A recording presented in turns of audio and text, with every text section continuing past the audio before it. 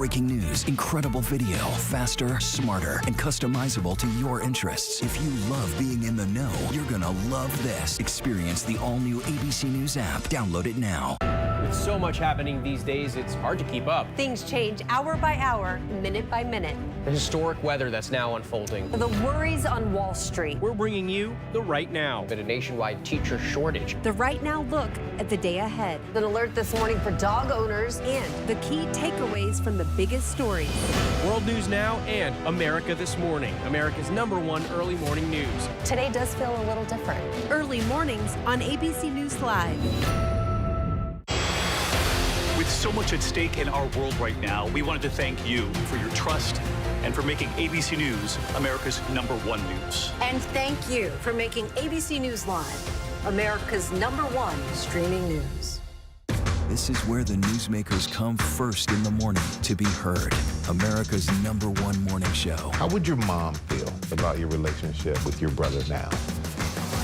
I can't imagine what it feels like to go from $20 billion to $100,000. Yeah. Are you worried about going to jail? You write that you had low-grade depression. How'd you get out of that? Wherever the story, ABC's Good Morning America is right there. Reporting from the FBI, I'm Pierre Thomas. Wherever the story is, we'll take you there. You're streaming ABC News Live.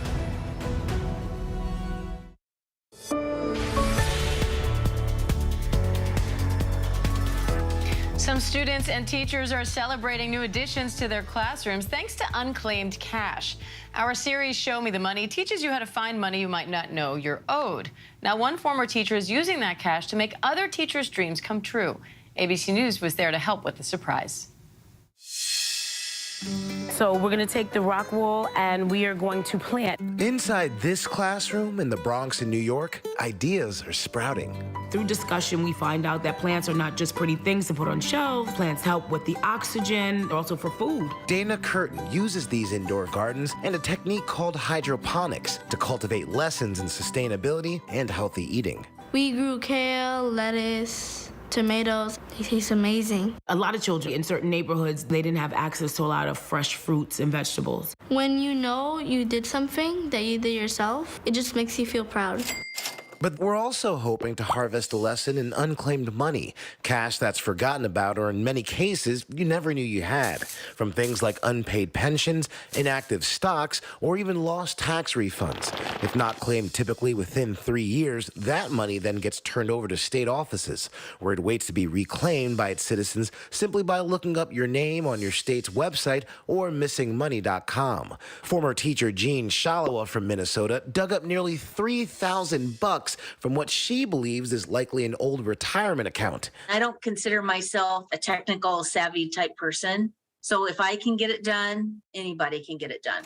And turns out nonprofits can also have unclaimed money. Good news for Ms. Curtin and fellow STEAM coordinator Judy Cruz, who each have fundraising requests through Donors Choose, which helps teachers access the supplies their students need. Ms. Curtin is looking for cooking supplies so her students can actually cook the food they produce. And Ms. Cruz is requesting more of these smaller aero gardens so even more students can get growing.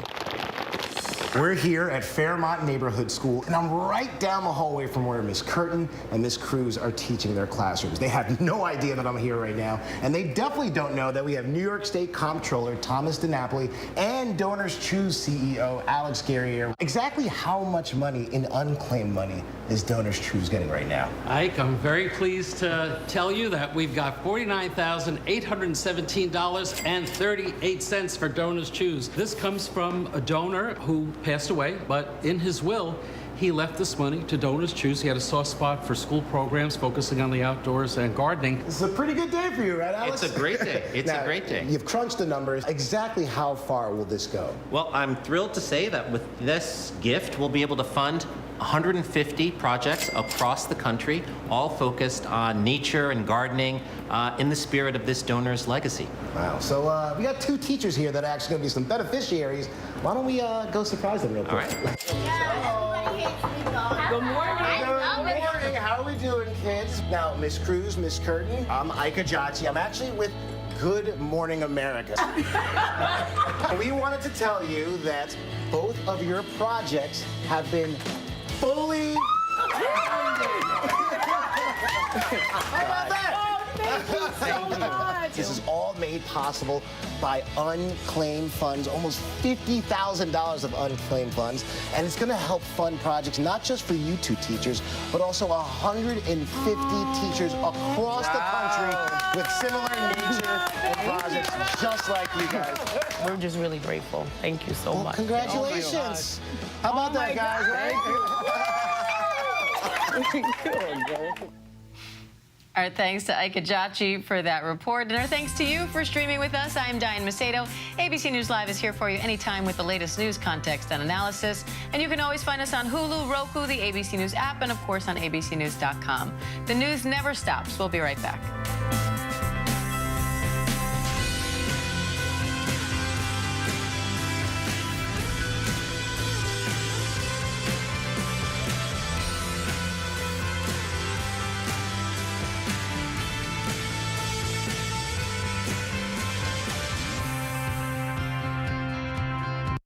This is ABC News Live. The crush of families here in Poland. At refugee centers In Putin's Russia. On the ground in Ukraine. Close to the front line. From the capital. Destructive Cat 4 storm. Here along I-5. Boston is in the bullseye. Let's go. ABC News Live, America's #1 streaming news. Anytime, anywhere. Streaming 24/7 straight to you for free. Thank you for making ABC News Live America's #1 streaming news. With so much happening these days, it's hard to keep up. Things change hour by hour, minute by minute. The historic weather that's now unfolding. The worries on Wall Street. We're bringing you the Right Now. Been a nationwide teacher shortage. The Right Now look at the day ahead. An alert this morning for dog owners and the key takeaways from the biggest stories. World News Now and America This Morning, America's #1 early morning news. Today does feel a little different. Early mornings on ABC News Live. When I got sent to Idaho to cover the murders of 4 college students, it was a story that didn't make any sense. 4 students stabbed to death in their beds while 2 roommates were home. You gotta think to yourself, okay, who's the target and how many people would a man go through to get to his target? I'm Kana Whitworth with ABC News. This is the story of savage murders, a determined small-town police force, and a scholar of crime. This is The King Road Killings, a new podcast from ABC Audio. Listen now wherever you get your podcasts. This is where the newsmakers come first in the morning to be heard. America's #1 morning show. How would your mom feel about your relationship with your brother now? I can't imagine what it feels like to go from $20 billion to $100,000. Yeah. Are you worried about going to jail? You write that you had low-grade depression. How'd you get out of that? Wherever the story, ABC's Good Morning America is right there. ABC News, America's #1 news source.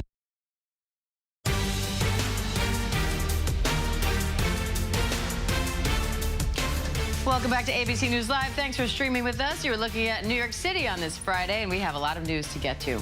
Here's the rundown right now. The holiday travel rush is underway, expected to be an all-time record for the 4th of July. The TSA expects to screen more than 17 million people over the weekend, telling ABC News they're ready for the surge of passengers. More than 7,000 flights have been canceled since Saturday, with bags piling up at airports and some people stranded for days. United has blamed a staffing shortage at the FAA, but the Department of Transportation says severe weather and issues at the airlines contributed to the chaos. Cancellations appear to be on the decline now. Meanwhile, AAA estimates more than 43 million Americans will be hitting the roads. Rapper Travis Scott will not face criminal charges for the deadly Astroworld concert. The decision comes more than 18 months after a crowd surge killed 10 people, including a 9-year-old boy, at his concert in Houston. The district attorney says the grand jury found no crime occurred and no single individual was criminally responsible. And meet the tiny bag costing big bucks. The Louis Vuitton-inspired microscopic handbag is not much bigger than a grain of sand, but the price tag, not so small. The 3D printed bag sold at auction for nearly $64,000. It also came with a microscope and digital display, so the owner can actually see it. And we're now following the impact of the Supreme Court's decision to end affirmative action at colleges and universities. Earlier on Good Morning America, Eva Pilgrim spoke to the Secretary of Education, Medel Cardona, about his plan to promote diversity in schools after this ruling. Let's listen. Let's just start right into it. The president has given you the mission to figure out how, after this ruling, schools can still promote diversity. So I'm curious, what is the plan? Yeah, thank you. Yeah, as the president said yesterday, this is not the last word. Here at the Department of Education, we're taking this very seriously. We recognize the importance of making sure our college communities are as beautifully diverse as our country. So what we're focusing on is making sure within 45 days we interpret and provide guidance to the college presidents on what the SCOTUS decision, the Supreme Court decision, means and what it doesn't mean.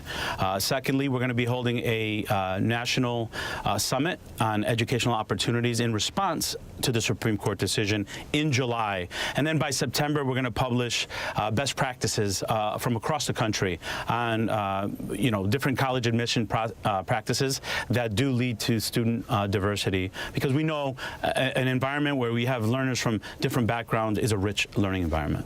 The court said you can still mention race in your college essay. They didn't ban that, but they were pretty clear that you can't get around this by using some kind of back door, like giving more weight to application essays or other factors. For students out there right now who are trying to figure out what to do, what do you say to them? Well, to the students and their families, my message is very clear. We need you. We need you in our higher education institutions. We're going to make sure that we make the process one where it's clear for you. Continue to apply, continue to shine, and we're going to make sure that we follow a process that's lawful, but that provides opportunities for students from all different backgrounds to be seen and valued for the assets and the experiences that they bring to the table. After all is said and done, what do you anticipate the impact will be on minority enrollment at these selective universities? Well, we're going to work really hard to make sure that we mitigate some of the potential impact. We know that in 1996 in California, when affirmative action was struck down, in some of those universities, the number of Black and Latino students dropped. It plummeted 50%. So we want to prevent that from happening nationwide. We are going to work to develop best practices from across the country, and we're going to do that with the intention to make sure that we continue to welcome and embrace diversity in our college campuses. Switching gears, we're also waiting on another big decision from the Supreme Court on student debt forgiveness. Is there a plan if the court stops the program from going forward? Well, as you know, today we're expecting a decision, and we look forward to a positive decision. We feel very confident in our case moving forward. And since day one, though, we've been focused on making sure we're providing access to higher education, affordable access, and addressing some of the skyrocketing costs of higher education. We're fixing a broken system. I'm confident in today's decision, and I look forward to moving forward once the decision is made. Secretary Cardona, thank you so much for being with us this morning. Thank you. Our thanks to Eva and Secretary Cardona for that interview.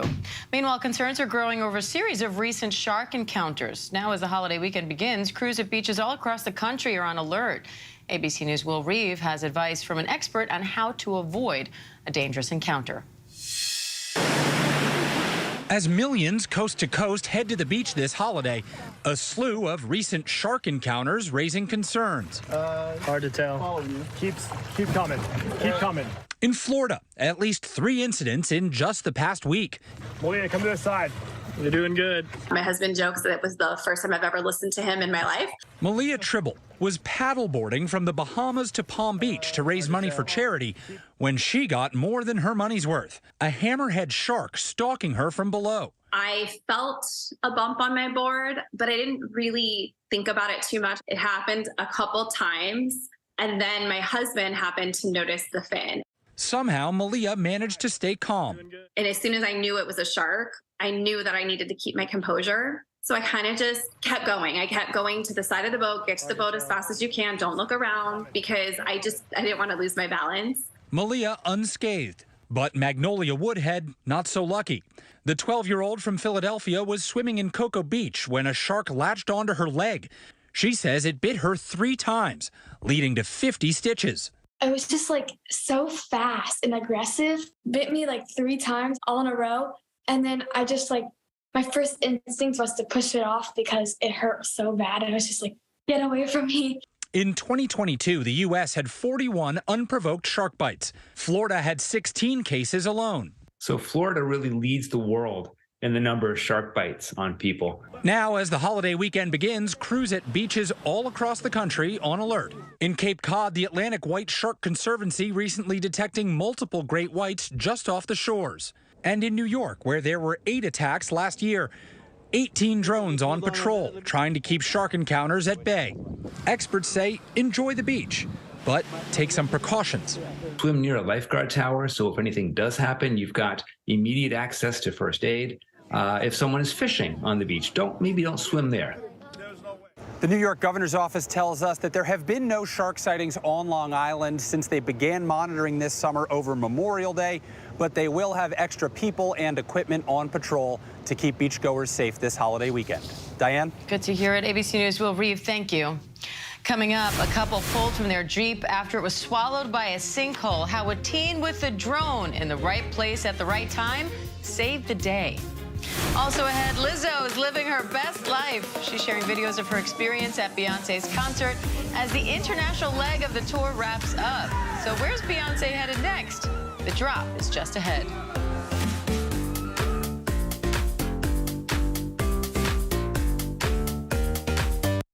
You never know what you're going to get on this show. That's all I'm going to tell you. Yes, Whoopi! Is this mic on? Can you hear me out there? Behind the scenes is always a better show. Absolutely, absolutely. That's what people don't see during the commercial break. Right, they don't. What happened? I had no idea really what I was getting myself into. That day that we walked out, I treasure that day. I couldn't sit there. You're doing good, Joy. You're doing good. Oh, yeah, baby.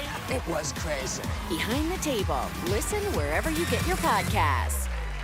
From America's #1 news source comes the all-new ABC News app. Breaking news, incredible video, faster, smarter, and it can customize to you and your interests. If you love being in the know, you're gonna love this. Experience what all the buzz is about. Experience the all-new ABC News app. Download it now. This is where the newsmakers come first in the morning to be heard.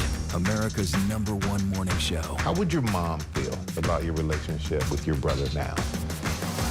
I can't imagine what it feels like to go from $20 billion to $100,000. Yeah. Are you worried about going to jail? You write that you had low-grade depression. How'd you get out of that? Wherever the story, ABC's Good Morning America is right there.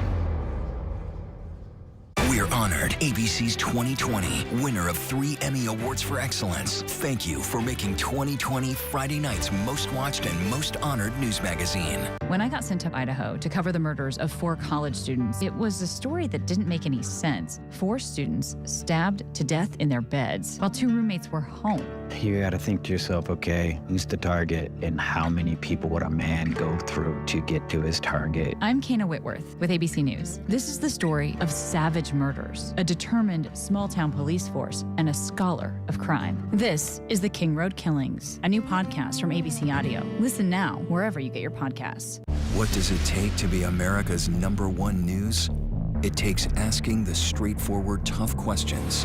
Do you believe that Donald Trump should ever be president again? How would your mom feel about your relationship with your brother now? I can't imagine what it feels like to go from $20 billion to $100,000. Yeah.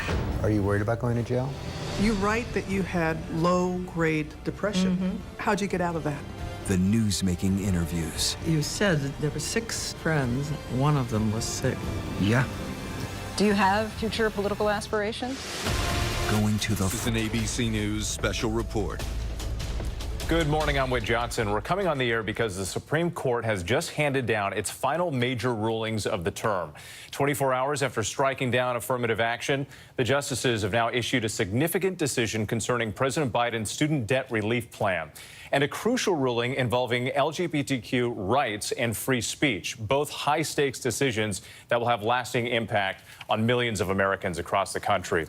We do begin here with the justices striking down President Biden's controversial student debt relief plan that would forgive student debts for more than 43 million Americans at a cost of $400 billion. 2 lawsuits challenge the legality of that plan. Let's go ahead and bring in ABC's senior national correspondent, Terry Moran. Terry, break down the decision. And a lot of this had to do with the Biden administration overstepping its authority. That's right. This is a huge case. As you say, 43 million people were eligible for up to $10,000 of debt relief under this program. The Supreme Court strikes that down because it says that President Biden and his Secretary of Education exceeded the authority that the law passed by Congress gave them. What the administration had tried to do was waive or modify the terms of the loan by forgiving the debt altogether. And what the Supreme Court says here, that is beyond the power of the president. Only Congress can waive that much debt, $400 billion, that it is such a large amount and such a sweeping assertion of presidential authority to modify the terms of the loans that way, that it exceeds presidential power, that Biden acted beyond his powers. In this opinion, the court saying, Chief Justice John Roberts, writing for the 6 conservatives on this court, saying that the administration had asserted the authority to cancel $430 billion of student loan principal, that had the authority to do that. It does not, is what the court says, that is a major question for Congress to answer. So this is a blow to all of those people across the country who were hoping that the Biden plan that had been announced last year to forgive these debts would be approved by the Supreme Court. It's not. The only place that the court says that can be done is Congress passing a law to forgive that much debt. Terry, thank you. And stay with us here. Let's bring in ABC's senior Washington reporter, Devin Dwyer, because, Devin, just for a little bit more clarity here, there were 2 separate cases. There were a couple of people who brought their case forward, and it had to do with fairness. But at the end of the day, it was the rights of the states. And those states that challenged this, they're the ones who prevail. Yeah, 6 Republican-led states brought the challenge to the Biden student debt relief plan. That's a significant subheadline here. The court affirming the ability of Missouri and others to sue the Biden administration to block this plan on a rather tenuous basis. The court today saying that because MOHELA, which is the nation's largest student loan servicer, is based in Missouri, it has ties to Missouri. Effectively, it gave Missouri what's called standing, the ability to bring this case. MOHELA, of course, would have suffered significant losses on its books if the Biden administration erased all those loans. So the court today said it would be impacted, Missouri would be impacted. But the bottom line in all of this, with students with all of that debt on their hands, federal student loan debt will soon have to begin repaying those loans. There's been a moratorium on federal student loans for the past 3 years. The administration says those payments will now resume this fall. But good news for critics of this plan and those concerned taxpayers who are worried about the price tag of this proposal. Yeah, it's been a real roller coaster for the students out there hoping to get some relief. Let's bring in Kate Shaw, our ABC News Supreme Court contributor. And Kate, part of the problem for the administration was the scope and scale of this plan. That's right, Whit. So it's undeniably a very large plan and program, but the administration defended that size and scope by basically saying, look, Congress passed a statute giving the administration, the Secretary of Education in particular, the power to waive or modify the provisions of student loans in the face of a national emergency. And Justice Elena Kagan, writing the dissenting opinion for herself and the 2 other Democratic appointees, basically said Congress gave the administration this power and the court should not second guess based on its vision of what fairness looks like or how much relief is too much, congressional judgment to give agencies that power and the way the agency exercised that power. So in some ways, it's really a debate about the role of the court in second-guessing policy judgments by both Congress and by administration agencies. Kate, thank you. Let's bring in Mary Bruce, our chief White House correspondent, who's joining me here in the studio in New York. This obviously a huge loss for the Biden administration. How are they reacting now? This is a huge blow to the president. This was a major campaign pledge that he made and was hoping to be able to fulfill. A source inside the White House telling me they strongly disagree with the court's decision. The question is what comes next. This White House has been very hesitant to discuss any plan B. They thought clearly that this court decision was going to be their best shot at fulfilling that promise. But the White House is telling me now that the president is going to come out and speak on this later today and that he is prepared for this scenario, that he will be announcing new steps. The question is how sweeping will those steps be? Because, of course, there's only so much that the president himself can do. There are some possibilities here, though. The president can, I suspect you will hear him discuss his other student debt relief plan. This is a plan that he already put out several months ago. It's an income-driven repayment plan that would essentially cap the amount that a federal student loan borrower has to repay to 5% of their discretionary income, down from 10%. It is also possible that he could try and enact some kind of grace period on those repayments that Devin was talking about. They're set to begin again in October based on that debt deal that was agreed to a couple months ago. The question is, can he give people a little bit more breathing room here? Again, that's a solution that would just kick this down the road. One more thing. The president is going to make very clear, I'm told, that Republicans are to blame for this. He's going to try and pin this squarely on them as we head into the election. Yeah, a message he hopes to take to the people to try to gain votes, but only so much he could do legally moving forward. Mary Bruce, thank you so much. We do want to pivot now to the other big ruling that we got this morning, handed down. This is the ruling on free speech case involving a familiar challenge here. The question whether businesses can refuse service to LGBTQ customers because doing so would violate the business owner's First Amendment rights. This was a 6-3 decision. The Supreme Court rules for a Christian web designer who objected to making wedding websites for same-sex couples. And we're going to go back to Devin Dwyer on this one because, Devin, we've seen cases like this before the court, but this one much more sweeping and broad. A significant and sweeping decision, Whit, and surprising many of us who have covered the court on this issue from some time. You know, the First Amendment prohibits the government from forcing any of us from saying anything we don't want to say. At the same time, civil rights laws in this country say that businesses that are open to the public have to serve everybody. But what the court said today is that businesses, in some cases, can refuse to serve certain customers if doing so would force them to say something they don't want to say, like a business who designs websites, a stationer, maybe even someone who is landscaping your yard. If that is an expressive, customized, and tailored service, Neil Gorsuch said that the government cannot force you to do that business with someone that you don't want to do business with or something you don't want to say.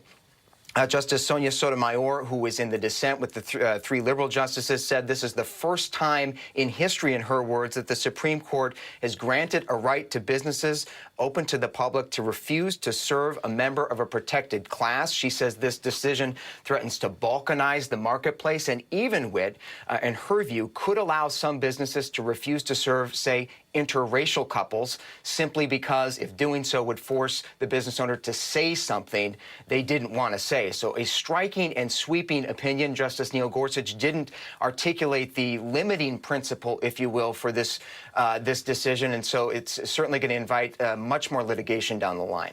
Devin, as you mentioned, the lack of limits as they're spelled out or not spelled out here raises a lot of questions going forward. It is worth noting that, again, what Sotomayor said in her dissent, she says, in her view, this allows a web designer to refuse to serve interracial couples if such a designer opposed interracial marriage. So, again, raising a lot of questions here going forward. Let's bring back Kate Shaw. And, Kate, legally, what does this mean for businesses and customers? You know, this really is, I think, an enormous change. Justice Sotomayor, I think, is quite right in her dissent. You know, these public accommodation laws have a lengthy historical pedigree. They've been part of our federal laws for over 70 years. And in most states and localities, there are similar laws.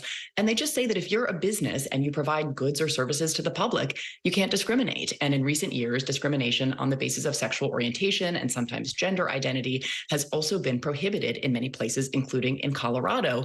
And until now, the Supreme Court has never said that one of those laws violates the First Amendment rights of a business or business owner who wishes to refuse service to some category of customers. So I do think that Devin is exactly right that this case has potentially sweeping ramifications for the ability of business owners under some circumstances to provide services and to the ability of customers, I should say, to receive services on a non-discriminatory basis, you know, in the public square. And it's not something that the Supreme Court has ever blessed. As long as we've had public accommodation laws, there have been objections, sometimes religiously grounded objections, and the court has never sided with those, has always upheld these laws. And so this is a very significant and I think very new rule the court has set forth today. All right, Kate, thank you. I want to bring back Mary Bruce here because, Mary, now we have two losses as they could be perceived for President Biden. Only so much he can do, but again, a message that he would take to the voters. Exactly, and we haven't heard yet from the president in response to this case. I suspect he will speak out forcefully forcefully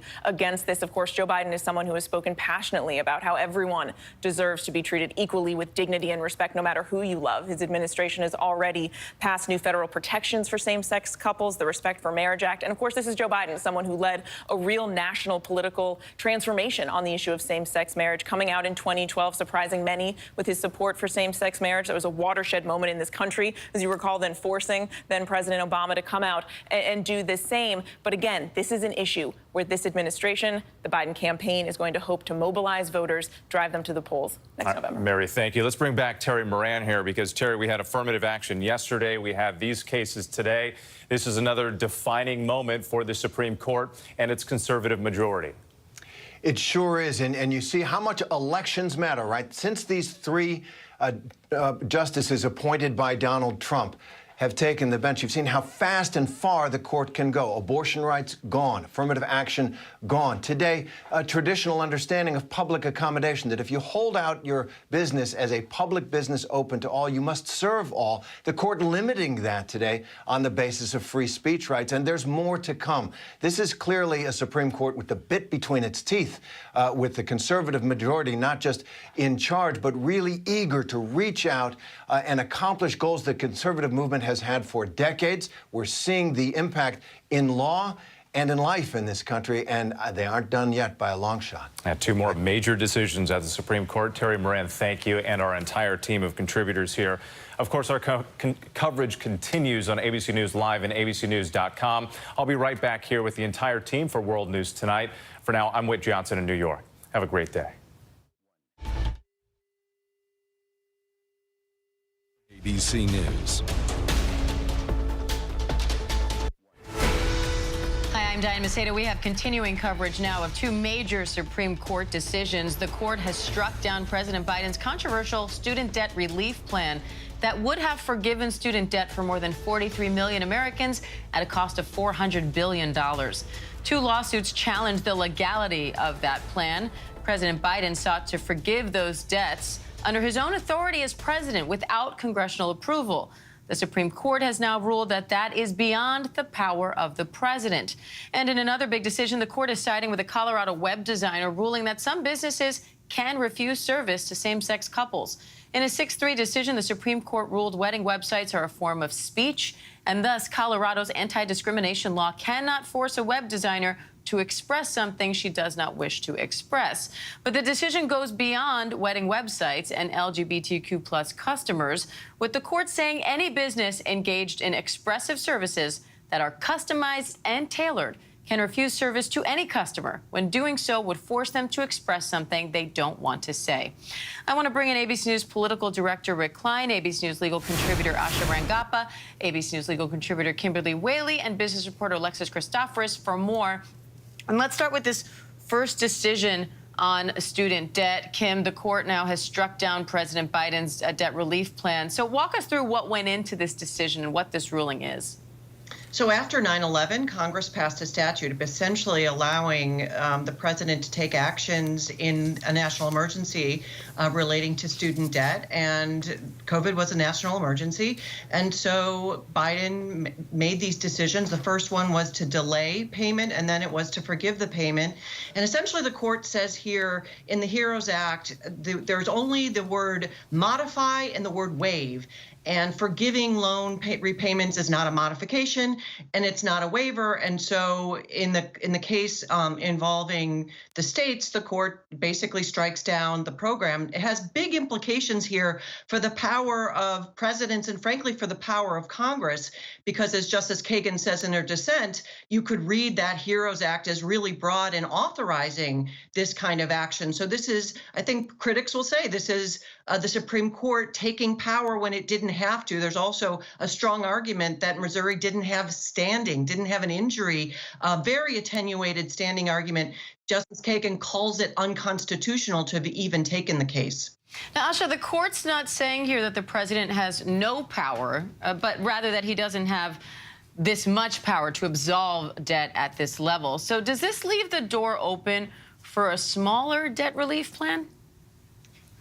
Yes, possibly. So this is really, the court is approaching this as a separation of powers issue, that President Biden was acting under delegated authority from Congress. And the question is, how much authority did they delegate? What they said is the program that he has created, this loan forgiveness program, is really a whole different scheme than what was contemplated in the authority that Congress gave him. So it does presume that there's something lower than that could be done. And it gets to what Kim just said, which is how do we interpret these words, the power to waive or modify existing regulations? How far can that go? And there's not clear parameters here on how far it can go, and it may require Congress to actually be more specific in the kind of authority that it is delegating under the HEROES Act here. So, Alexis, what's the immediate impact here for those who owed this student debt and maybe were looking forward to the relief, and those concerned taxpayers who maybe didn't want to foot that bill? Right. Well, those 40 million or so borrowers who would have been eligible had this been allowed to go through will now have to get ready to make those payments. This is going to be a shock to a lot of folks who haven't had to make any payments on their student loans because they were part of that frozen period during the pandemic when you didn't have to pay back those loans. So this could really be a shock to a lot of household budgets. So here's how it's going to break down so far. We're not hearing anything from the government yet in terms of these dates moving. So all borrowers with outstanding federal student loan balances will see interest on those loans resume September 1. Payments will be due starting in October. Exactly when depends on what kind of loan you have. And borrowers should expect long wait times, clogged phone lines when they try to get in touch with their loan servicer. Also want to note, Diane, that a person's loan servicer may have changed over the past 3 years. That's pretty typical. First thing you want to do if you know you owe money is log on to studentaid.gov to find out who your student loan servicer is. Contact them, make sure all your information is updated, and try to find out from them what you owe and when. Very quickly, what are the political implications here? Struck by the fact that we're talking about these 6-3 decisions because we know who the 6 are. They are the Republican appointees on the Supreme Court, including the 3 appointed by former President Trump, and the 3 are the 3 that were appointed by Democratic presidents, 2 by Obama, 1 by Biden, and that's where this term is ending in the decision yesterday, as well on affirmative action, as well as the decisions today. These are the stark political dividing lines, and clearly on student loans in particular, this is a major repudiation to an effort that President Biden made clear was a huge campaign priority on gay rights, another thing that he campaigned on very heavily. So these are big losses for Democrats at a time where they felt beleaguered by the court. All right, Rick, Alexis, Asha, Kim, thank you. And we will have a lot more on both of these decisions right after this quick break. Stay with us.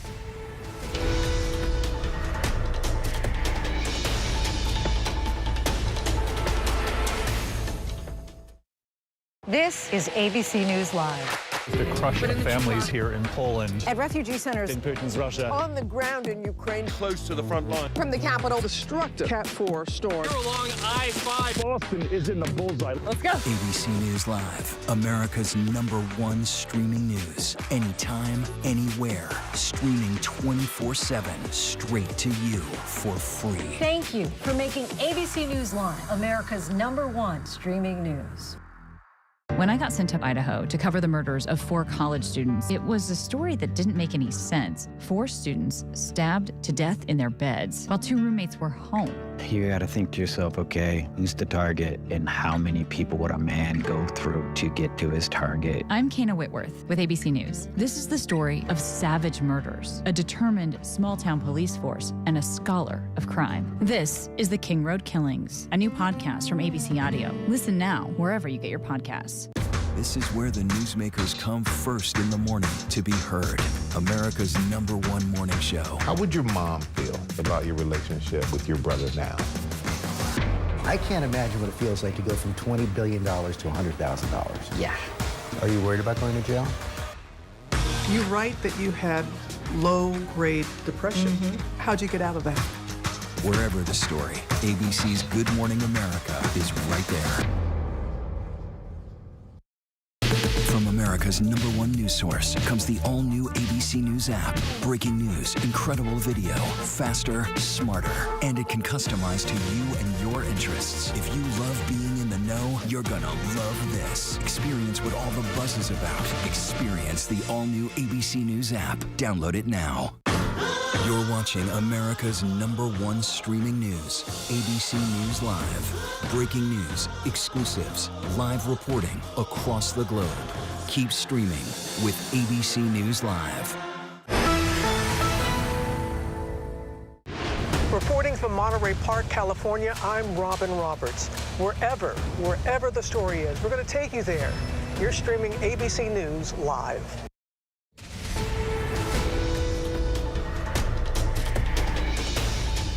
Hi, I'm Diane Macedo. We have breaking news on two major Supreme Court decisions. The court has struck down President Biden's controversial student debt relief plan that would forgive student debt for more than 43 million Americans at a cost of $400 billion.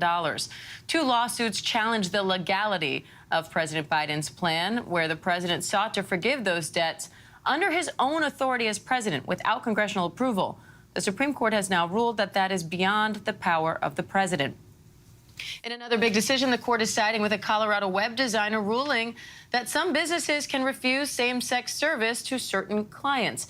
In a 6-3 decision, the Supreme Court ruled wedding websites are a form of speech, and thus Colorado's anti-discrimination law cannot force a web designer to make a website for a same-sex couple and thus express something she does not wish to express.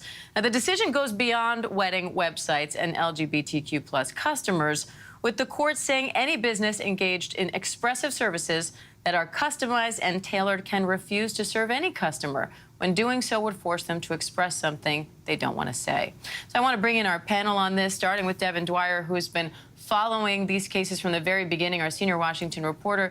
Devin, let's start with this ruling on President Biden's debt relief plan. What's the immediate impact here?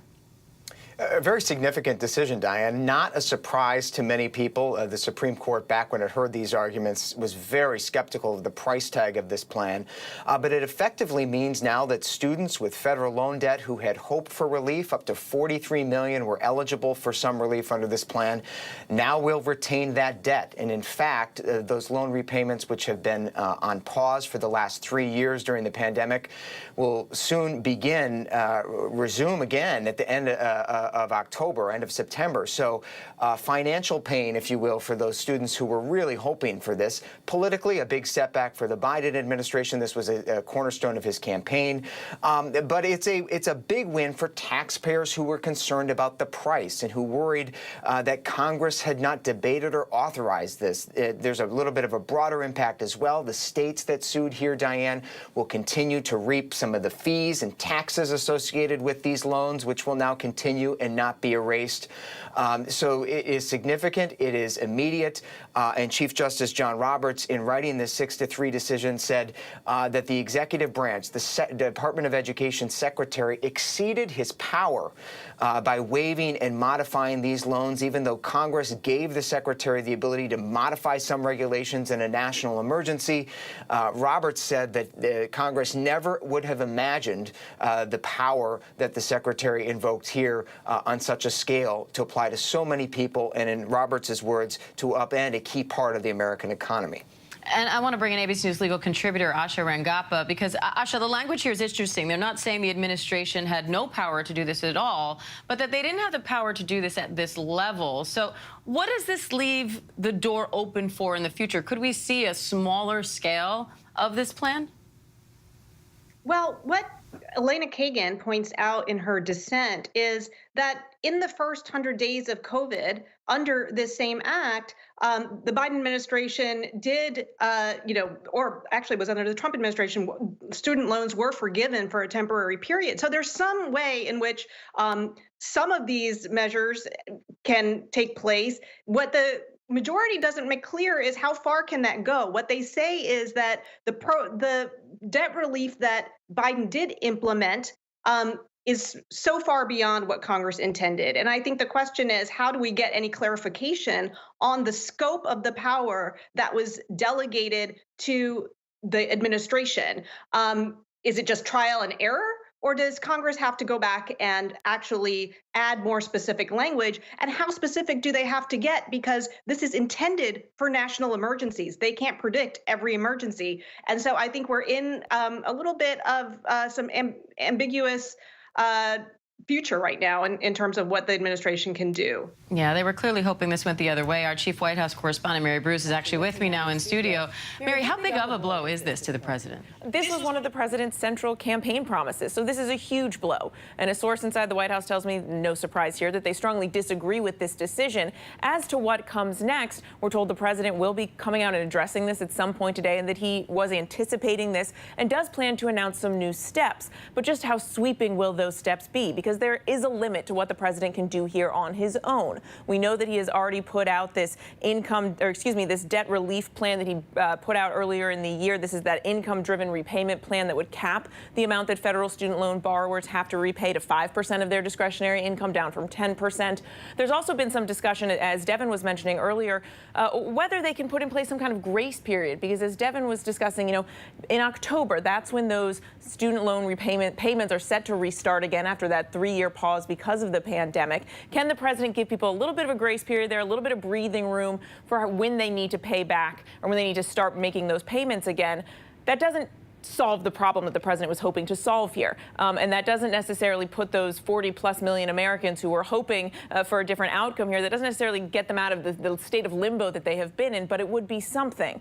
We don't know exactly what the president plans to announce later today. We're waiting to see. What we do know, according to a source inside the White House, is that he is going to blame Republicans for this. He is going to use this as an opportunity to make the case to voters that this is another example of why elections have consequences, why they matter, and why he feels that they need to make sure to get out and vote next November. And Mary, I know for months now, you among others have asked, what's plan B here? What's plan B?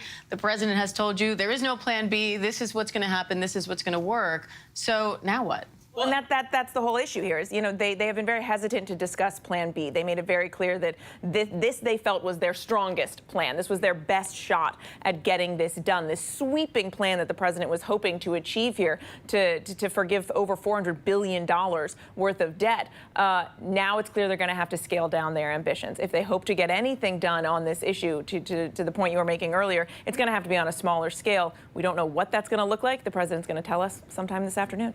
And Alexis, walk us through the economic impact here and the direct impact for those involved. Because on the one hand, you have 40+ million borrowers who I'm sure were looking forward to this debt relief. And on the other hand, a lot of concerned taxpayers who didn't necessarily want to foot the bill for that.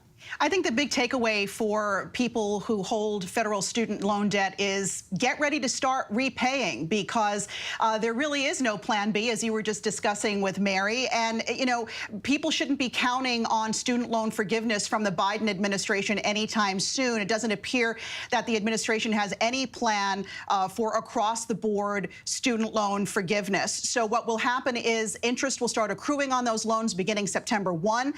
Payments will have to start to be made sometime in October, depending on your loan servicer and the kind of loan you have. And yes, there is talk that there may be some sort of a grace period. I'm hearing something like 3 months that the administration may be able to give borrowers to help them out as they get ready to resume payments. Remember, payments they have not had to make in 3 years. And for some, it will be the first time they've had to make those payments because they may have graduated during the pandemic. If folks feel they need help, you need to reach out to your loan servicer. You can ask for a deferment or forbearance. And also, there are lots of different payment plans based on your income. They're called income-driven repayment plans that people should definitely look into. And the White House also offered up something called a freeze program. So let's say your loan was already in default prior to the COVID freeze on loans. You can apply for that freeze program online through studentaid.gov, and that could also bring your account back up into good standing and allow you to also take out some other loans. I want to bring in our chief national correspondent, Terry Moran, on the other side of this, Terry, because this wasn't just another Biden agenda piece. This was a major campaign promise for the president, who's now running for re-election. So what does this do for that side of things, for the political part of this?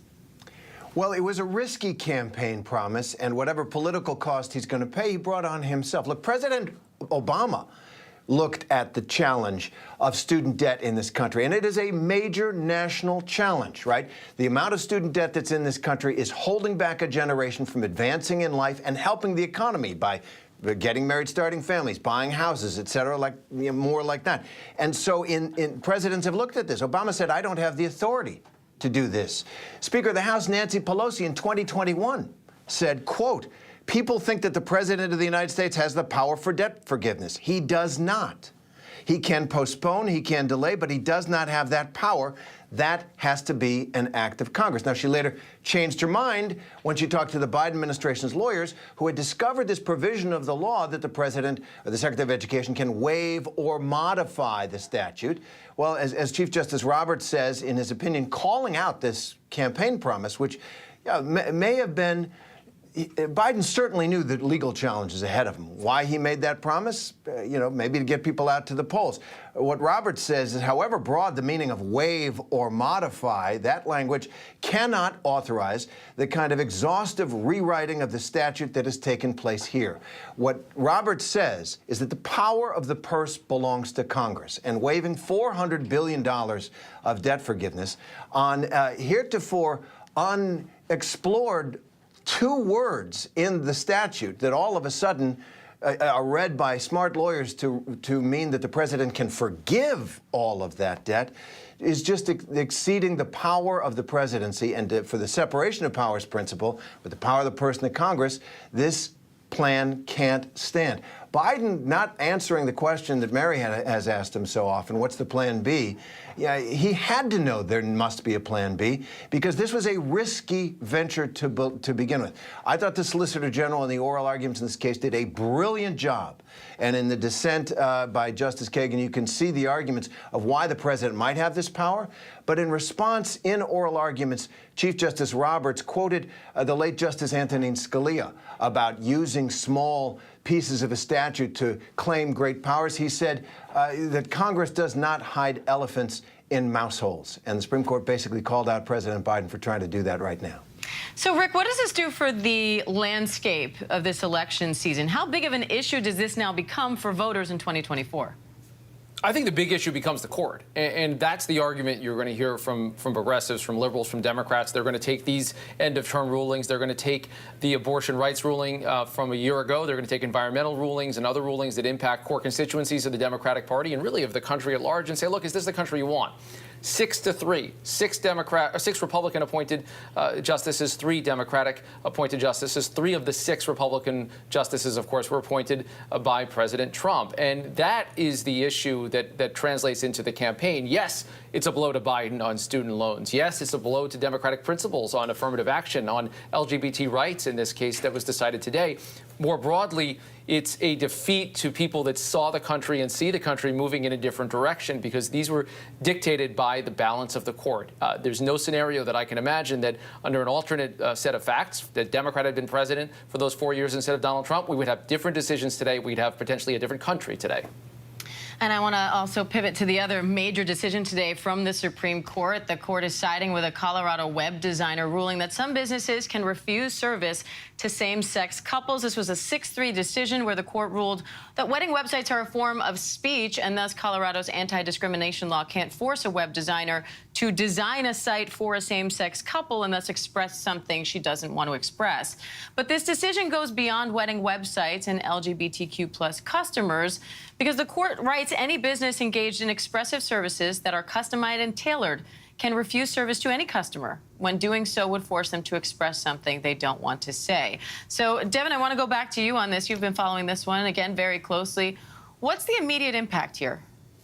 It's a major case, Diana, and in fact, the Colorado Attorney General who argued it and defended his state's anti-discrimination law against LGBTQ people, but people on the basis of any protected class, called this a deeply concerning opinion, far out of step with the American people. 6-3, Justice Neil Gorsuch writing that any business that engages in expressive, customized, and tailored conduct, so anybody from a speechwriter to an artist to a web designer, can in fact turn away any customer if the customer is asking him or her to say something, design something, express something that he doesn't want to say. In this case, it was the web designer potentially turning away same-sex couples. Lori Smith of Colorado said she simply cannot endorse a same-sex wedding. But this Neil Gorsuch decision is incredibly broad and could apply to, in the words of Justice Sonia Sotomayor, interracial couples. All different sorts of scenarios. Those aren't spelled out in this case, but this certainly opens the door to people, business owners, to discriminate in some cases if they engage, again, in expressive conduct. You see the dissent there from Justice Sotomayor. She read this from the bench for over half an hour. She said today the court, for the first time in its history, gives businesses a constitutional right to refuse to serve members of a protected class. She goes on to talk about it potentially balkanizing the country, Diane, creating these scenarios now that will undoubtedly be litigated at the court in the years to come. All right, and I want to bring in our legal contributor, Kimberly Whaley, for a little more on the details in this decision. And Kim, some people might be listening to this and saying, didn't they already rule on this? Because we know a few years ago the court sided with a Colorado baker who refused to make a wedding cake for a same-sex couple. So how is this decision different from that one? That case was resolved on a very narrow question relating to the potential bias of the underlying agency in Colorado that made the initial decision in that case. So it was similarly presented, but it was sort of gotten rid of on a very narrow issue. And here, there was an opportunity for the court, as it did in the first student loan case, to find no standing because this woman never was in, the law has not been enforced against her. She never actually created a website. There's multiple off-ramps here, and the court once again waded into a major question of sort of, public debate around our culture wars in this moment, in a way that will have significant impacts legally. Terry, the language here sounds pretty broad. So is there any line set for which businesses this might apply to and which clientele this might apply to? There's some very vague boundaries are set, as you and Devin have pointed out. If a business owner is engaged in an expressive business or business that has expression as part of its sales, and that expression is customized and tailored to the individual customer, the business cannot be forced to provide the service that it provides, or the goods or service, if it disagrees with the expressive content of that sale. The way that Justice Gorsuch puts it in the opinion of the court, Colorado seeks to force an individual to speak in ways that align with its views but defy her conscience about a matter of national significance. As this court has long held, however, the opportunity to think for ourselves and express those thoughts freely is among our most cherished liberties. So it is a freedom of speech case. The distinction, the baker brought it as a freedom of religion case, a freedom of conscience case. I can't in good conscience endorse this marriage. This is much broader. This is someone, doesn't have to be a religious opinion. It could be, as Justice Sotomayor suggests, at least as far as I can see, there's no limiting principle in this opinion, for someone with racist views to say, I don't want to serve an interracial couple if what their business does can be defined as expressive. And that opens that host of questions. Is a tailor expressive? Is a baker? We're going to find out.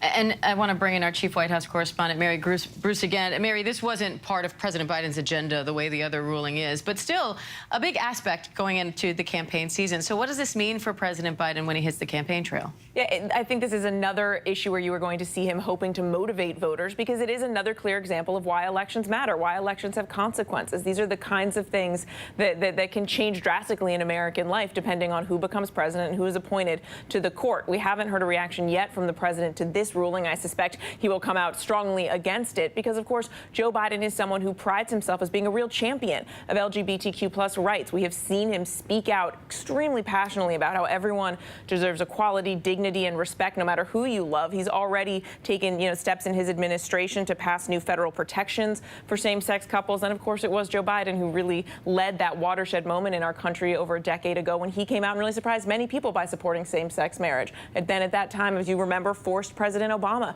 to come out and do the same. So I think this is an issue that you will continue to hear him speak passionately about, forcefully about, as he hopes to motivate voters. So, Terry, what's the big picture impact here and what happens next? Well, there's no surprise with the big pictures. It confirms what we already know. We have an activist Supreme Court. This is a court that, as Kimberly Whaley was pointing out, reaches across the traditional sort of guardrails that might check a court's exercise of power. There were reasons not to take both of these cases today. They weren't ripe for review. The website designer had not even hung out a shingle saying, I won't serve a gay couple. She hadn't encountered any gay couples. That usually keeps courts out of cases. This court, characteristic of its eagerness to get at these major national issues, reached out. Same where there was an issue about should states really be allowed to sue the government when it doesn't agree with the policies that would result in chaos. They just steamrolled right through that. So this is an activist conservative court that is looking to make a difference in American life like no court we have seen since the liberal activist Warren Court back in the 1960s. All right. Big thanks to our panel. Again, two big Supreme Court decisions here. One striking down President Biden's student debt relief plan. The other supporting the right for businesses to refuse services, for creative businesses to refuse services to some clientele if serving them would force them to express a message they don't want to express. We're going to continue following the impact of these decisions and have more on the day's other top stories coming up next. Stay with us.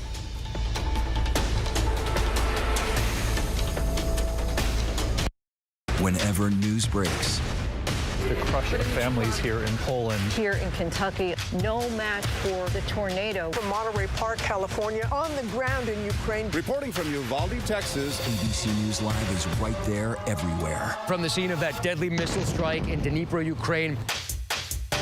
Reporting from the earthquake in Turkey. From Charleston, South Carolina, on the 2024 campaign trail. From Kathmandu, Nepal. Truckee, California, covering record snowfall. Traveling with the president in Mexico City. Wherever the story. Here at this airport in Tampa, it's already shut down. Reporting from the nurses on the picket line. Reporting from Jerusalem. Here at 10 Downing Street in London. Streaming live to you. Wherever the story is. Wherever the story is. Wherever the story is, we're going to take you there. You're streaming ABC News Live. ABC News Live. You're streaming ABC News Live. ABC News Live. Streaming free everywhere. America's #1 streaming news. Welcome back to ABC News Live. The holiday travel rush is now underway. A record number of travelers are expected to hit the road and the sky for 4th of July weekend, surpassing even pre-pandemic years. ABC News transportation correspondent Gio Benitez is at Newark Airport with what to expect if you're flying. That record holiday travel rush is underway.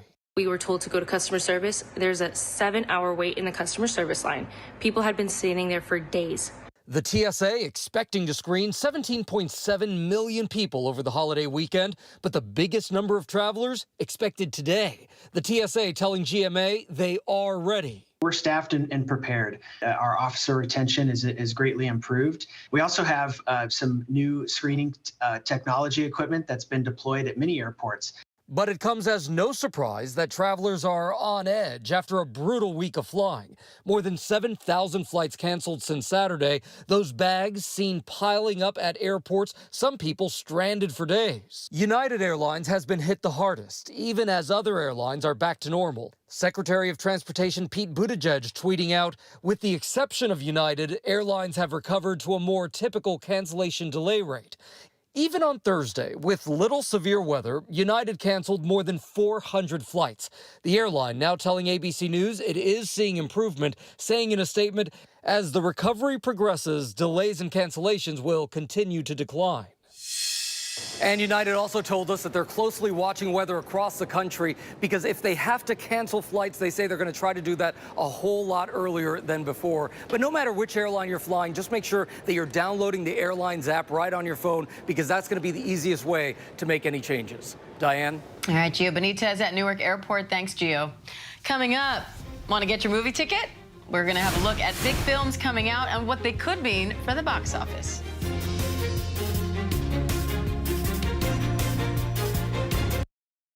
From America's #1 news source comes the all-new ABC News app. Breaking news, incredible video, faster, smarter. And it can customize to you and your interests. If you love being in the know, you're gonna love this. Experience what all the buzz is about. Experience the all-new ABC News app. Download it now. We're honored ABC's 2020 winner of 3 Emmy Awards for excellence. Thank you for making 2020 Friday night's most watched and most honored news magazine. This was the craziest story. Randall Emmett, Hollywood movie producer. Lola Kent, reality star, Vanderpump Rules. This is the juiciest time in reality show history. How could I not have been smarter? It was awful to everyone. This is certainly the underbelly of Hollywood. I have to put up a big fight. I do hope he gets what he deserves. The Randall Scandal. Love, Loathing, and Vanderpump. I'm John Quinones. Wherever the story is, we'll take you there. You're streaming ABC News Live.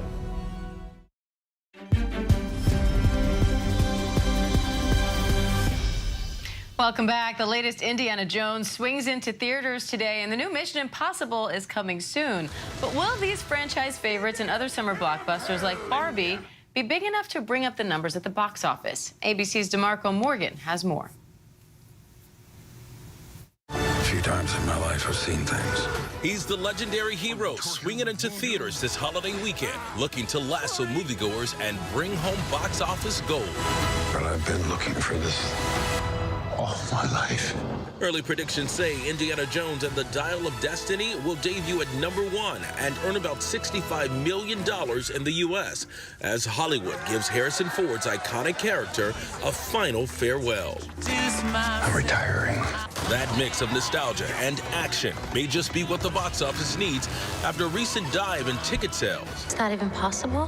While The Little Mermaid made quite the splash Memorial Day weekend with nearly $119 million, ticket sales for June of this year are down compared to the same time last year. The Flash was more of a flop, debuting in the U.S. at $59 million, and Pixar's Elemental opening just shy of $30 million. With something like Elemental, which is from Pixar, it was the lowest box office opening of a Pixar movie in its history. If you look at The Flash, you have a lot of the scrutiny and controversy surrounding Ezra Miller following his allegations and his arrest. But there's one man on a mission to do the impossible and turn the box office around. None of our lives can matter more than this mission. I don't accept that. Tom Cruise, fresh off his billion-dollar Top Gun Maverick behemoth. This is your captain speaking. The action star is back this July with Mission Impossible, Dead Reckoning Part 1. Cruise traveling around the globe to promote his film and even his competitors, posting these photos on his Instagram page, encouraging fans to head to the theaters to see Indiana Jones, Oppenheimer, and Barbie. This is the best day ever. It is the best day ever. Exhibitors have been looking for people like Tom Cruise to really come out and promote the theatrical experience and encourage people to go see things on the biggest screen possible. ABC's DeMarco Morgan, thank you. And we'll be right back with more of the day's top stories. Stay with us. It was a story that didn't make any sense. 4 students stabbed to death in their beds while 2 roommates were home. You gotta think to yourself, okay, who's the target and how many people would a man go through to get to his target? I'm Kana Whitworth with ABC News. This is the story of savage murders, a determined small-town police force, and a scholar of crime. This is the King Road Killings, a new podcast from ABC Audio. Listen now wherever you get your podcasts. Bring them on. If only there was a place in the morning to start my day. With a smile, somewhere to help me get in the know. A place as spectacular as, well, me. I think we might know a place, right, guys? Bring your friends. Oh, wait, there is. Good morning, America. GMA, 7A, every day. Boom, boom, boom. Good morning, Michael. Good morning, Robin. Good morning, America. How are you? Boom. Now that's how you start your day, people. All right, here we go. You ready? Let's do it. Yes, it's the show America wants and America needs right now. This is What Would You Do? Let's go. How are you? Yes. So what will you be watching Saturdays on ABC News Live? What would you do? Hey, I guess I just found out. The What Would You Do Marathon, 2 to 6 Eastern, every Saturday on ABC News Live. My favorite show. Tonight, moving forward after the Supreme Court's decision on affirmative action. We cannot let the decision be a permanent setback for the country. The fallout. More Americans turn to the most watched program on television. World News Tonight with David Muir. With so much at stake in our world right now, we wanted to thank you for your trust and for making ABC News America's #1 news. And thank you for making ABC News Live America's #1 streaming news.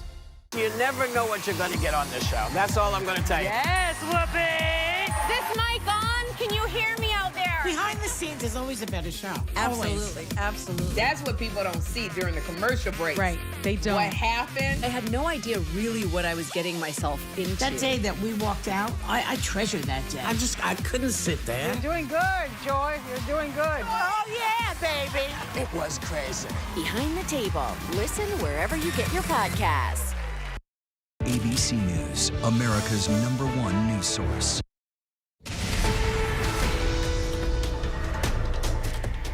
Hi, I'm Diana Macedo. We have breaking news on two major Supreme Court decisions. The Supreme Court has struck down President Biden's controversial student debt relief plan that would forgive student debt for more than 43 million Americans at a cost of $400 billion. The two lawsuits challenge the legality of the Biden plan, but the president sought to forgive those debts under his own authority as president without congressional approval. The Supreme Court has now ruled that that is beyond the power of the president. And in another big decision, the court is siding with a Colorado web designer, ruling that some businesses can refuse to serve same-sex couples. In a 6-3 decision, the Supreme Court ruled wedding websites are a form of free speech, and thus Colorado's anti-discrimination law cannot force a web designer to express something she does not wish to express. The decision goes beyond wedding websites and LGBTQ+ customers, with the court saying any business engaged in expressive services that are customized and tailored can refuse service to any customer when doing so would force them to express something they don't want to say. So let's bring in ABC News legal contributor Asha Rangappa, business reporter Alexis Christoforous, and ABC News political director Rick Klein, along with ABC's Jay O'Brien at the White House for more on this. And Asha, let's start with this ruling striking down President Biden's debt relief plan. What did the justices find in terms of the legal issues here?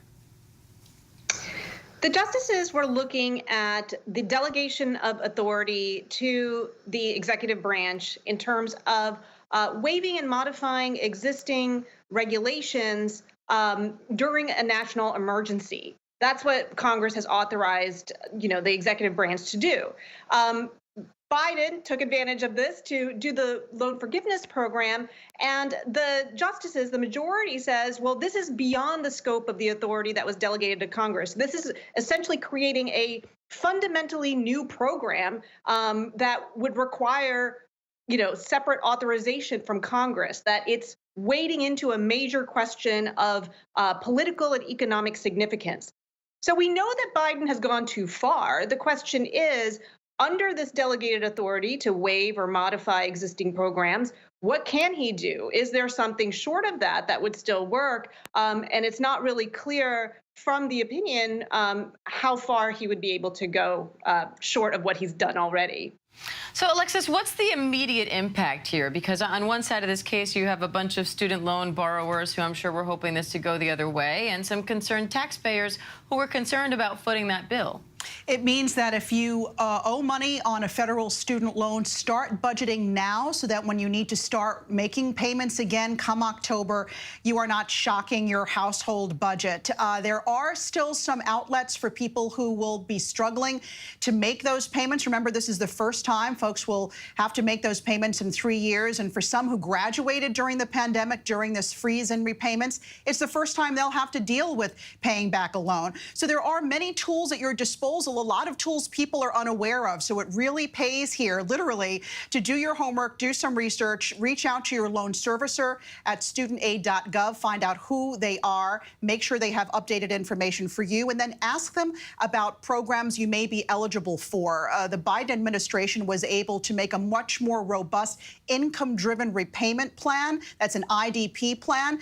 You can look into whether or not you would qualify. And that plan, just in short, bases what you owe on what you earn. And if you don't pay off your debts, your student debts, for about a decade or more, those debts are actually wiped out. Also, today's decision by the Supreme Court does not change plans already in the books for public servants, those who are disabled or low-income folks who have trouble paying back their loans. So again, it really does pay, Diane, for people to do some research here, talk to their loan servicer, and understand which programs are available for them, which ones they are eligible for.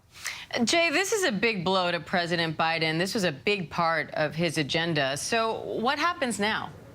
Yeah, this was a signature campaign promise by the president, Diane, and it throws that plan into upheaval now. The question that's been hanging over the White House for months since those oral arguments when this case was presented to the justices in February is, what is the White House's plan B? Because there was a sense among Republicans and Democrats that the Supreme Court would not be siding with the administration on this front. I can tell you we expect to hear from the president today, although there's nothing yet on paper as to when he would speak to the nation about this plan and unveil any potential plan B. But the White House has been under pressure from progressive Democrats for months to come up with a backup plan here. I remember being on air with you, Diane, on February 28th when there were those oral arguments in front of the Supreme Court, and we spoke with Representative Ayanna Pressley, a progressive Democrat of Massachusetts, and she called on President Biden to, quote-unquote, keep his word, that if the Supreme Court were to overturn this plan as they did today, that he would have some kind of a plan for those tens of millions of student loan borrowers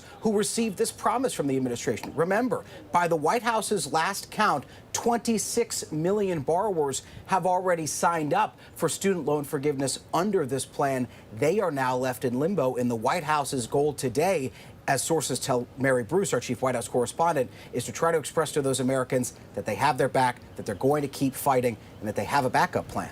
And we know so many correspondents, including our Mary Bruce, have asked the president, what is Plan B over the course of the past few months? And so far, there has been no answer to that question. The president's going to need to come up with one now. So, Rick, what are the political implications here going into election season and the race for the White House 2024? Well, Plan B may be a piece of it. We've seen already a statement from the Congressional Black Caucus calling on President Biden to act swiftly and decisively to make good on that campaign promise. Of course, that's what he tried to do and was told now by the Supreme Court that he can't do it. So is there something that the White House can do to deliver on that core campaign promise, or are they going to leave millions of their own followers and people that then have to on the hook for payments feeling like they didn't get something that they were promised? Separate from that is the broader issue of the Supreme Court. We've seen this series of harshly partisan 6-3 opinions closing out the Supreme Court term, affecting affirmative action, gay rights, student loans, and a whole range of other issues. And that has made this into a hot political topic. We're seeing conservatives applaud and celebrate these late Supreme Court actions, liberals and Democrats decry them. Of course, the answer is always at the ballot box, and this is going to translate into politics in some interesting ways. We saw it last year with abortion rights, and now I think it's going to be a supercharged debate where you've got the court very much a part of the campaign agenda in a world where you're going to have 6 justices appointed by Republicans on one side, 3 by Democrats on the other side, deciding matters of huge importance. And I want to move now to the court's other big decision, saying that any business engaged in expressive services that are customized and tailored can refuse service to any customer when doing so would force them to express something they don't want to say. Now, Kim, this decision centered around a web designer who didn't want to create a wedding website for a same-sex couple, saying that that would impinge on her religious beliefs and religious rights. But this decision goes beyond just wedding websites and just LGBTQ plus customers. Walk us through this.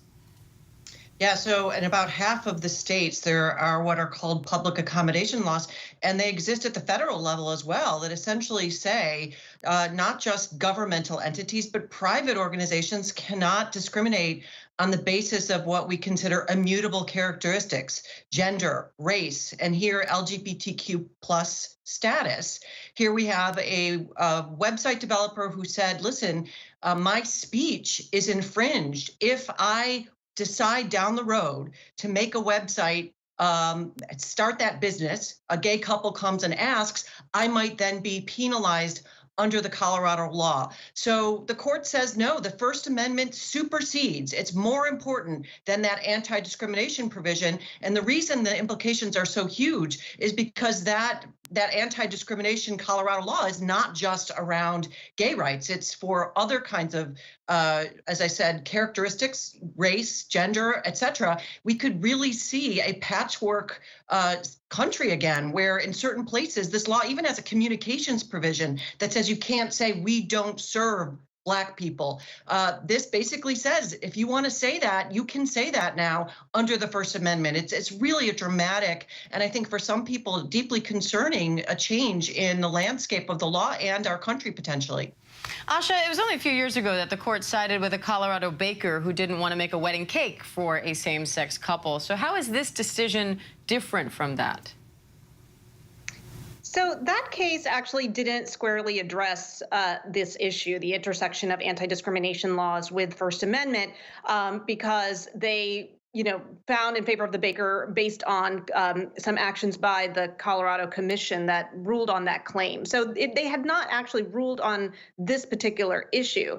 And in this case, there's a couple of unusual things. The first is that this is a challenge to a law that actually hadn't been enforced against this plaintiff.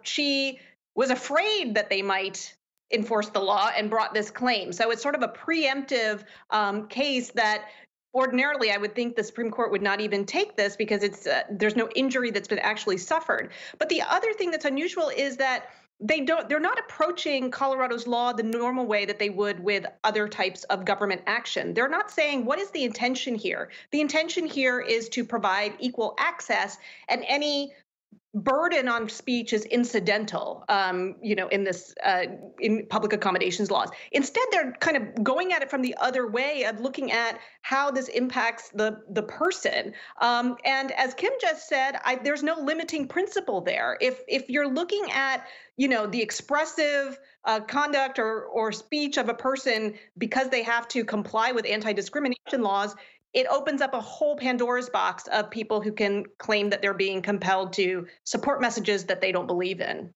So, Rick, what are the political implications here, and what happens now?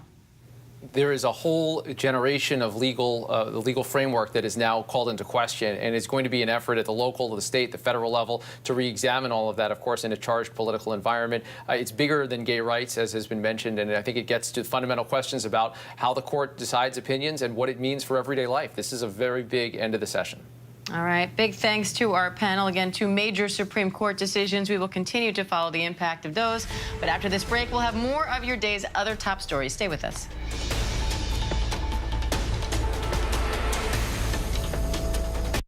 This is ABC News Live. The crush of families here in Poland. At refugee centers in Putin's Russia. On the ground in Ukraine. Close to the front line. From the capital. Destructive Cat 4 storm. You're along I-5. Boston is in the bullseye. Let's go. ABC News Live, America's #1 streaming news. Anytime, anywhere. Streaming 24/7, straight to you for free. Thank you for making ABC News Live America's #1 streaming news. Tonight, moving forward after the Supreme Court's decision on affirmative action. We cannot let the decision be a permanent setback for the country. The fallout. More Americans turn to the most watched program on television. World News Tonight with David Muir. If only there was a place in the morning to start my day. With a smile, somewhere to help me get in the know. Oh, wait, there is. Good morning, America. GMA 7A. Now that's how you start your day.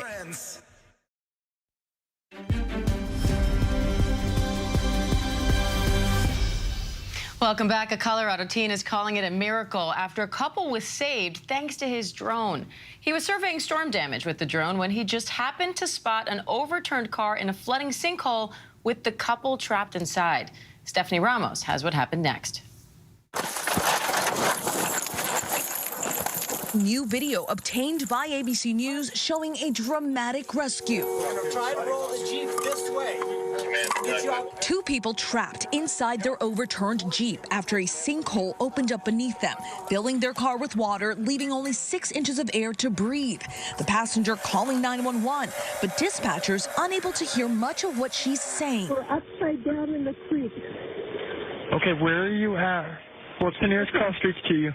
Luckily for them, 18-year-old Josh Logue had been flying his drone that morning. Just thought it was a shadow or a mud puddle on the ground from all that rain recently. And then when I saw a car in it, I'm like, oh, that's a sinkhole. Logue, his father, and their neighbor, an off-duty firefighter, rushing to the scene with no idea people were trapped inside. They called 911 with the location. That's when they hear a voice calling for help. Holy there's someone in there. We'll get you out. Colorado State Patrol arrives after the firefighters. There's Logue on the left. Do you know this vehicle or anything like that? I do not. I was flying my drone over here to look at the water and saw this. Rescuers try to saw through the bottom of the Jeep to get the couple out. Then they decide to turn the Jeep onto its side. Stop there. Hold up. Lowering a ladder into the sinkhole. Finally, one at a time, the couple in their 60s are helped out through a broken window. That's okay, I got you. Okay? Hold this, okay? The woman wasn't hurt. The driver, who wasn't wearing a seatbelt, according to the police report, was hospitalized with serious injuries. The hero of the story, Logue, says he's glad he happened to be flying his drone at that exact same time. I'm amazed it was kind of a miracle that happened. Just crazy that I just happened to be flying down here at the time. The couple that was trapped in that car tells us they're extremely grateful to Josh and everyone involved in that rescue. As you can only imagine, Diane, it was a horrific experience for them, and they say they are still recovering. Diane. Stephanie Ramos, thank you. And it's time for GMA Buzz Picks, ABC News Live bonus, where the last Friday of each month we chat with some authors from the GMA Book Club. And today's books are not only Pride-themed, the authors are actually sisters. Andrea and Julia Bartz both released thriller novels this year, Andrea with The Spare Room and Julia with The Writing Retreat. And they're actually here to tell us a little bit more about that. Andrea, Julia, thanks so much for being here. I'm so curious about how this all happened. Did you coordinate this? How did you end up releasing books 4 months apart from each other? So we were both big writers from the time that we were really young, and we kind of had different paths that took us to publication. This was actually my 4th thriller, and we were always readers of each other, and Julia had written some other novels before this one. So it was really a wonderful, lucky thing to share a publication year. At what point did you realize you were both writing thrillers at the same time? Well, I have, been writing for a long time, and this is the first book that's been published, but it's actually the 3rd book that I've written. So it was really, really exciting when The Writing Retreat was picked up, and even more exciting when I found out that Andy and I were having a book being published so close together. So can you each just give a quick synopsis of your respective books? Andrea, you can start us off. Yeah, absolutely. So The Spare Room is about a down-on-her-luck woman who accepts a couple's invitation to move in with them early in lockdown. She finds herself romantically involved with them, which at first is sexy and fun and exciting, until she discovers that they've done all this before and their last lover is missing. So she starts to worry they might actually be dangerous and if she could be next. Interesting. Julia? And The Writing Retreat is about a struggling writer who receives the once-in-a-lifetime opportunity to attend a writing retreat at the home of her favorite horror novelist. However, this writing retreat is not as it seems, and when one of the other attendees goes missing, she realizes that there may be much more than just her career at stake. Okay. Now, were you involved in each other's writing processes? Did you read drafts, for example, and give feedback, or was this, the wall of silence? Yeah, we absolutely have been very involved in each other's writing careers from the beginning. Julia has read every book that I've written and vice versa, and we've given each other notes. We also love, when we're in the writing process, sort of brainstorming together. We call it plot doctoring, when you have that little plot puzzle that you're trying to solve together. And you said that this started when you were kids, so walk me back there. What inspired all of this, Julia? Yeah, so I think that we were always readers from the very beginning, and our mom is also a huge reader, so she would take us to the library every week, and we had this huge wicker basket that was just filled with books constantly. So I think our love of writing came from that, and then we started writing things together early on. We had this series called The Ghost Gang of supernatural, group solving crimes. We also wrote spec scripts for The X-Files and so James Bond. You guys have worked together before, so now the big question is, Long time. will we see a collaboration in the future? Everyone asks us that, and I think it's probably inevitable. We haven't started it yet. We're waiting for the right idea, but it seems very likely that we will write something fun together. Love that. And both of these books have LGBTQ plus elements in them. Why was that so important to you?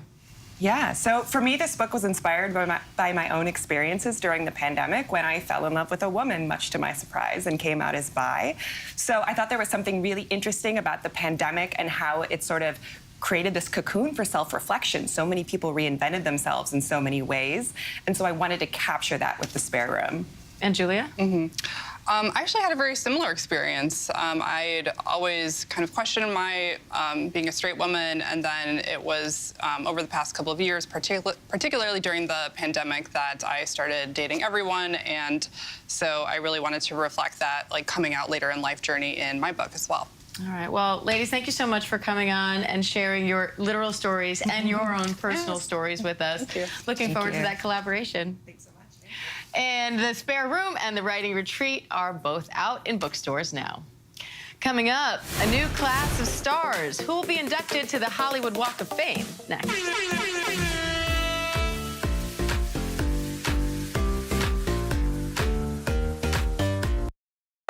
So much happening these days, it's hard to keep up. Things change hour by hour, minute by minute. The historic weather that's now unfolding. The worries on Wall Street. We're bringing you the Right Now. But a nationwide teacher shortage. The Right Now look at the day ahead. An alert this morning for dog owners and the key takeaways from the biggest stories.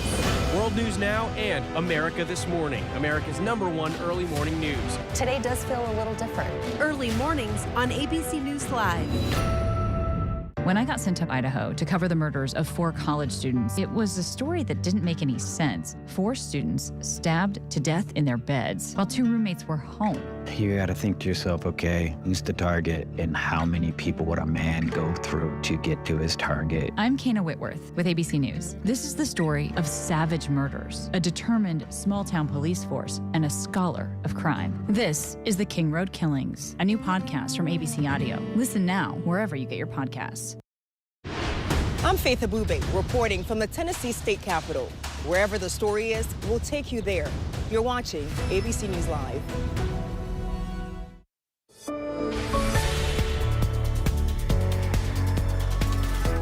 Welcome back. A debate is brewing in the music world. Is house music making a comeback, or did it actually never leave? ABC News contributor Roxy Diaz takes a look at some of house music's biggest hits and the artists behind them. When songs from these queens of house music play, we do just that. Lift your hands and voices, free your mind and join us. You can feel it in the air. Since this is the first time that we have all of you sitting down together, is there anything that you would like to say to your fellow songbird, to your fellow sister? I guess just keep doing what you're doing. I've always been taught that if they won't give you a seat at the table, make your own and invite them to your party. And I think that's what we've all done. Since the 90s, you know, we've always followed each other. But as far as a space to say this is who we are, this is the first time. Where was and what was that introduction to house music? Martha was my inspiration. Yeah, Martha. She was my inspiration.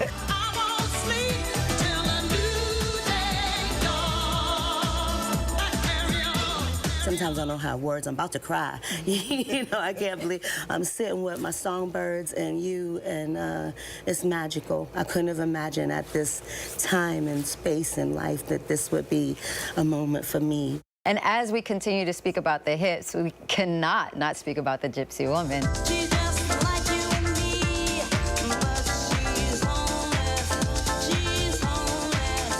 It's a song that really resonates right now with the LGBTQ plus community. Back then, if you were gay, you would get put out your house. And there was a lot of people who were homeless. A lot of people told me how that song resonated really, truly with them and how it kept them going and uplifted them.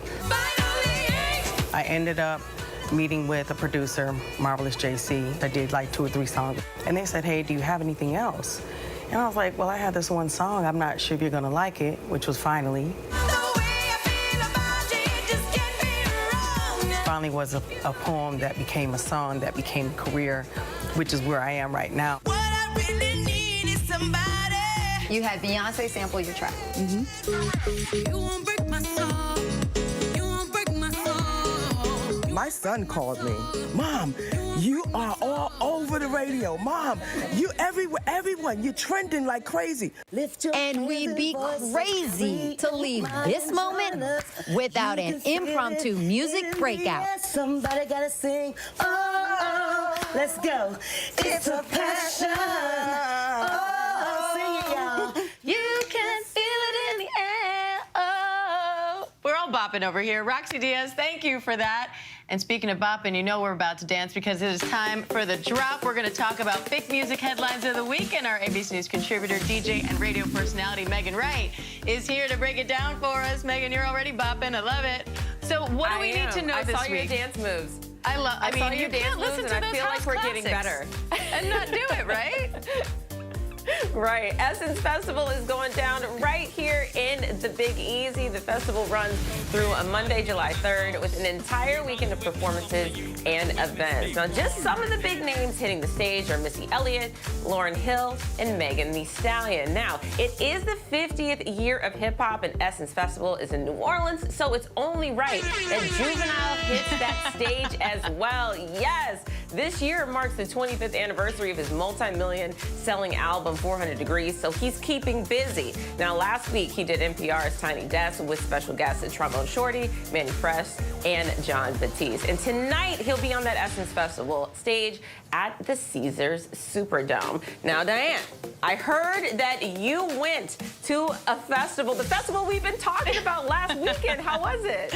I did. I went to Glastonbury Music Festival in the UK, and it was absolutely amazing. This was at a smaller show. Here's me literally spreading my wings. No kids for the weekend. And this is with my nephew Fred, who had such an amazing performance. That's me with my in-laws. That's my sister-in-law and my niece and my brother-in-law. This is us at Fred's show. We just had the most amazing time. The one thing I missed was Lizzo. I was bummed about that, but we got to see Foo Fighters and Cat Stevens and Blondie. I mean, you name it. It was such an amazing show, but the festival is huge. So everyone told me, temper your expectations with who you want to see, because you can't get from one end to the other. And that's what happened with me and Lizzo. So that was the one thing I missed, but it was a magical weekend. We talked about this. Remember, we talked about the You warned scheduling. me. It gets tough. I went in with ambitions, and I had to just deal with that disappointment. But it was an amazing weekend. No regrets. Well, I'm so glad you had so much fun. Now, speaking of Lizzo, she was also having so much fun and living her best life at Beyonce's Renaissance Tour in Poland. And I hope to be doing the same when Beyonce comes to the U.S. Now, on an Instagram post, Lizzo spoke about how much Beyonce impacted her life as a kid and said, "I think of what we all mean to people." Now, the European leg of Beyonce's Renaissance Tour has earned $154 million. According to Billboard, the 21-show run sold more than 1 million tickets, making it the biggest leg of any Beyonce tour yet. The U.S. leg of her tour kicks off July 12th in Philadelphia and ends September 27th right here in New Orleans. Diane, is this going to be the first concert that we're finally going to be going to together? I feel like it has to be. I mean, I would love for it to be. I will happily be your sidekick there, Megan. And, let's figure it out. We are getting some new Hollywood Walk of Fame inductees. So what are you learning about this new class? Okay, so big congratulations to all the entertainers who have been selected to receive stars on the Hollywood Walk of Fame. On the music side, Dr. Dre, Gwen Stefani, Def Leppard, Darius Rucker, Toni Braxton, and of course, big congratulations to Angie Martinez.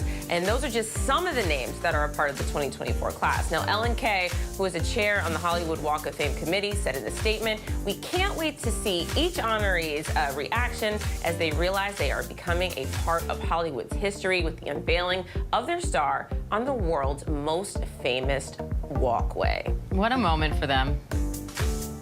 100%. Now let's end with our viral song, Young Thug's new album, Business is Business. dropped last Friday, and then days later, a deluxe edition titled Business is Business Metro version was released. Check out a clip of Money featuring Nicki Minaj and Juice WRLD. Money call low, big sharks on my ankles. I drape out off my bra, Cartier bangles. I go military boys with the angles. Gotta upgrade the... All right, I now love we to know be what here to with you, listen Diane. to. Love it, Megan. Thank you. Megan Wright, always great to have you. Thank you. And thank you for streaming with us. I am Diane Macedo. ABC News Live is here for you anytime with the latest news, context, and analysis. We'll be right back.